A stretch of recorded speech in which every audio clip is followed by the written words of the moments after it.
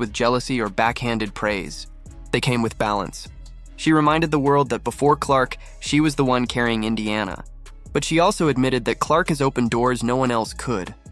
The sellouts. The primetime games. The international coverage. None of it exists without Caitlin.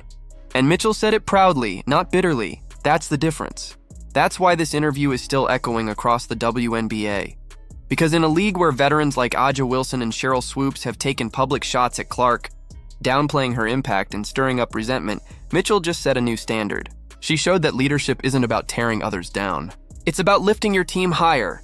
It's about telling the truth, even when that truth requires humility. Her reflections also reminded fans just how far the Fever have come.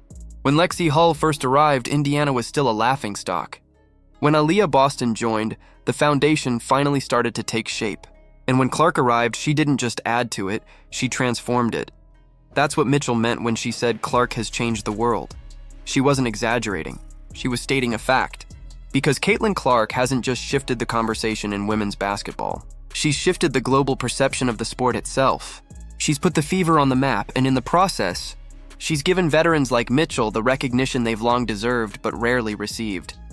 Kelsey Mitchell has gone from the best-kept secret in the WNBA to a player finally getting her flowers. And instead of resenting Clark for it, she thanked her.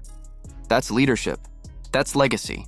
And that's why the WNBA should be terrified, because Indiana isn't just relevant again. They're dangerous. With Clark's stardom, Boston's dominance, Hull's grit, and Mitchell's scoring, the Fever have built something the league can't ignore. And now, with Mitchell publicly declaring her loyalty to Clark in the future, the message is clear. Indiana is no longer the league's doormat. They're the storm coming to rewrite the hierarchy. So the question isn't whether Caitlin Clark has changed the game. The question is whether any